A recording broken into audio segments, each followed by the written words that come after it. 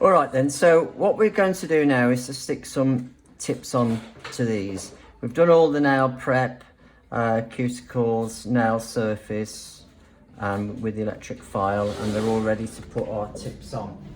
So I don't only want this hand, okay, so you can take that one away. So I'm using Edge Active tips here, and these are from Edge and they're called Active. And these ones have got like a well built in. You can take that hand back for a little bit, okay. So there's a well in them. Can you see that? Yeah. That well, okay. And that's where you put the glue. And also that tells you how far up the nail it goes, because it just goes to the inside edge of the well, okay. Yeah. And they're called natural because they look like the free edge of your own nail. See? Then you've got tips which are clear, and these are clear tips, but these are actually pre-shaped. So they're actually pre-shaped in a stiletto, but you can buy them in all different pre-shapes of squares, coffin, and so on. And these were from Glitter Bells, but you can see they're pre-shaped. But these have got no well on them, and these are called well-less tips, right? Now with these, what I tend to do is put the glue on the nail and then press those on the end like that. With the others I put the glue on the tip, and with these I put the glue on the nail. Now you can see they're pre-shaped stilettos, see there?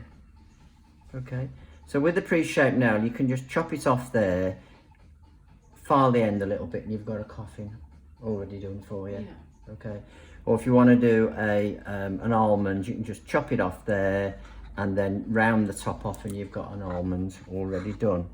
Okay, all tips have like numbers usually on the bottom, so you can see what and where they go back in the box. And I always tend to number the box so that it helps me, because you know sometimes they've got it on the top, but of course you can't see that when it's open, so that's what I tend to do.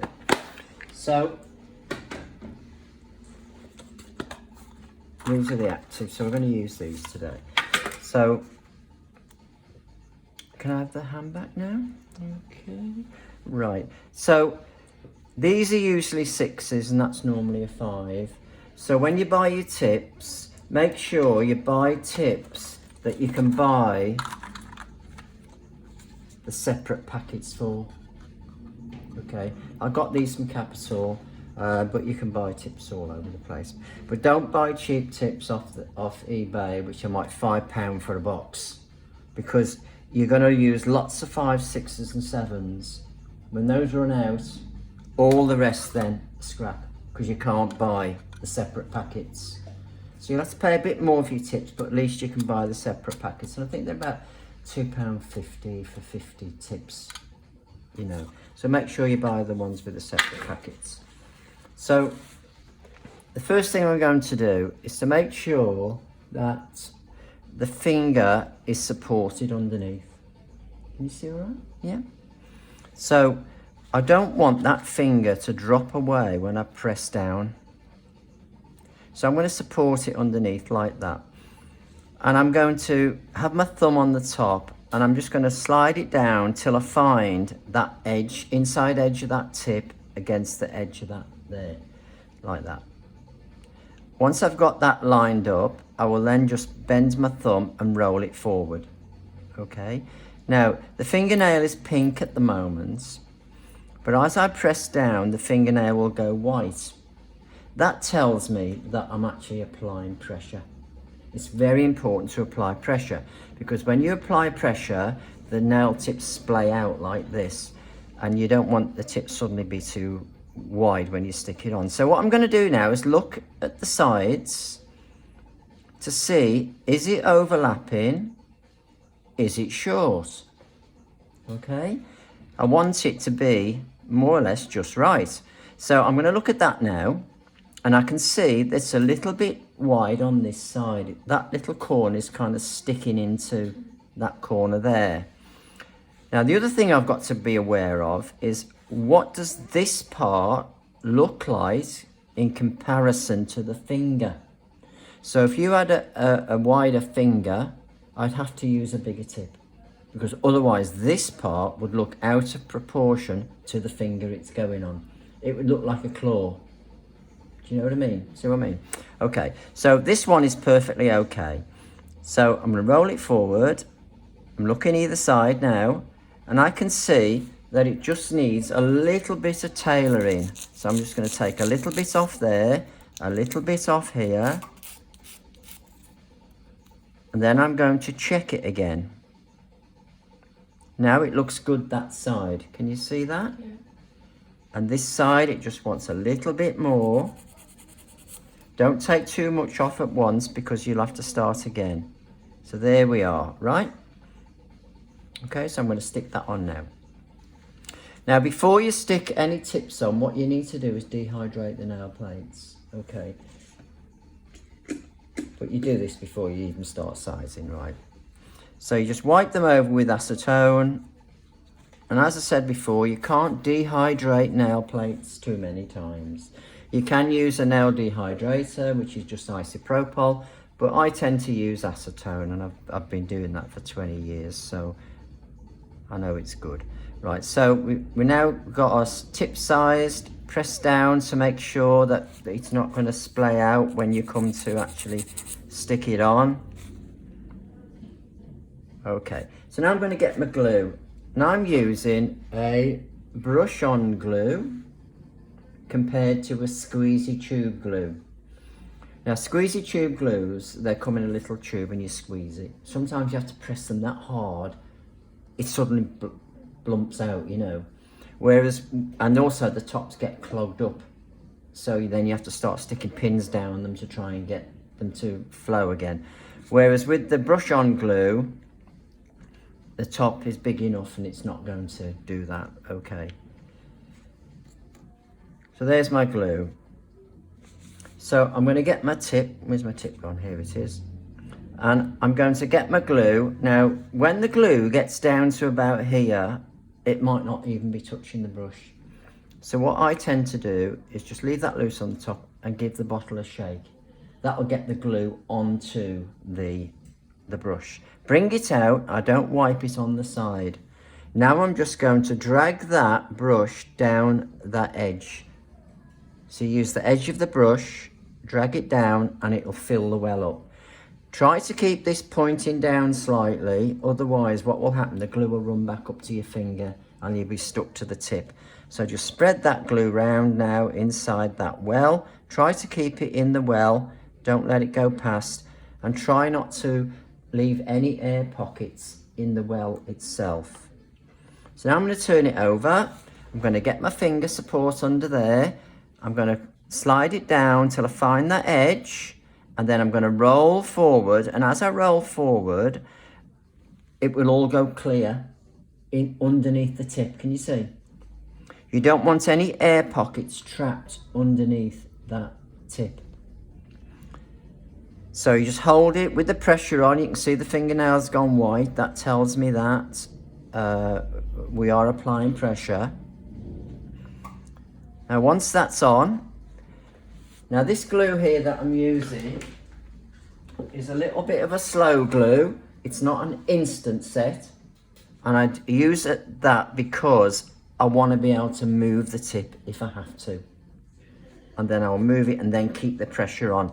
Now I need to make sure these corners are secure, because what happens is the actual profile of the nail can make the corners just fly away from the sides. So I tend to do this. I tend to use 2 long nails and just go like that. But if you do this, don't let your skin touch the glue, otherwise you'll be stuck to your customer. Then you have to go home with them. All right. So any excess glue that comes out from here, which is perfectly okay, you just wipe onto the nail plate. See?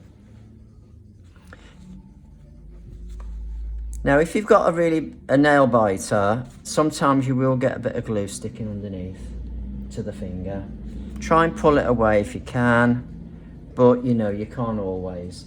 and you may get a bit of glue sticking there. But as soon as they wash the hands, you know, 3 or 4 times, it'll come away. Now, when you're applying a tip, what's really important is, oh, so that's too big, so let's go with that one. I think I used a 7 on that. When you're doing this, and you do that, don't lift it up, because then you'll have a tip that's sticking up in the air, and you'll also have an air pocket come here. So when you look from underneath with the tip on, you'll see like a little cave, and of course dirt's going to get in there, and they're going to be weak and they're going to come off. So just slide down, find the end, roll forward, and as soon as you see it go clear, stop, freeze. Okay, like that. Okay, you see those little glass pots on there? Can you pass me one of those, please? That's it, yeah. Now, if you put a tip on and it's all wrong, it's way off centre, or you've got all air pockets under there, that tip's going to have to come off.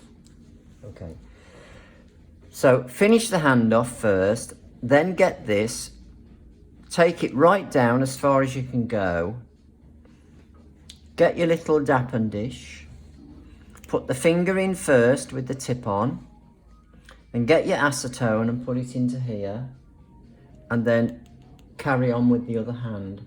And then over about 5 minutes or so, you'll be able to wipe it with one of these, just to get all the gooey melted plastic off. If it hasn't all gone, pop it back in for a bit longer, wipe it all off, and eventually it will all be gone. Okay, then you can just gently go over that in case there's little bits of glue still left, just gently, and then you can just stick a new tip on. Okay, so the important thing is, as I said, don't lift it up, keep it flat and down slightly. Okay, right, I think that more or less covers that, I think. So when all the tips are on, then you're going to cut them to length. So you've got a blade here. That blade must face you. Okay, and you see it's curved there. So that fits into your hand like that. Always lift the hand off the table, so you can get these in kind of a vertical position. So when you come in here, you'll be able to cut off to the length that you want. Now, I tend to use this finger here to help push against it. See, like that? Because then I can control this cutter and it's secure, really. But if I'm just floating about like this, it's more difficult. But if I've got that support there, I can control it, and then I can just cut through. Okay, I won't cut them now because we'll do it later. Thing I want to tell you about the tips here, if you get a little corner that looks like this, what it means is the glue didn't go all the way around. And that could be because you didn't use enough glue in the first place, or it could be the shape of the nail. Right, so as I said, when you've got the tip on, make sure you hold it down like that. Now, if you point the finger down, take your glue and just put a little spot behind where the gap is. Point the finger down and the glue will run down and go underneath the gap. Then you can just hold that down and finish off your gluing. Okay, because that does happen sometimes. Make sure when you stick your tips on, you're not going too far up, because obviously the more natural nail you've got showing, the stronger the extensions are going to be. So really you just want it on the end. That's what the well's for, to show you how far to go up. And with the no well tips, you can stick them anywhere on the end, but never get them too far up, otherwise you won't have enough natural nail showing to give the strength to the extension. So that's your tips done. So all I want you to do now is get all your tips stuck on. If you need to soak them off, don't worry, just use your dap and dish. Okay, so try to get them straight, don't get them crooked. But sometimes if you get them slightly off, you can sometimes file them back in. It depends on the shape you're doing. If say you're doing a pointy nail, you can sometimes file them back in. Square is like the most popular one at the moment. It used to be all coffins, didn't it? And it was all coffin, wasn't it? And The really pointy ones. yeah, pointed stilettos. I mean, I think they still look great, but everyone seems to come back to square. People cope with them. Some people have them not really long, don't they? They do indeed, yeah. But I work with the nails a lot. I said, how can you do the computer like that? Long nails. I think people get used to them, you know. All right then, so what I want you to do now is just get on and get all your nails stuck on. Let me have a look at them every now and again to check that you're doing it right. And next stage will be to cut the nails short, and then we're going to have a little bit of practice with the acrylic, and then we're going to take the shine off all the tips, blend them in, and then we're going to start doing our acrylic when we've mastered using the acrylic on the dummy fingers. All right then.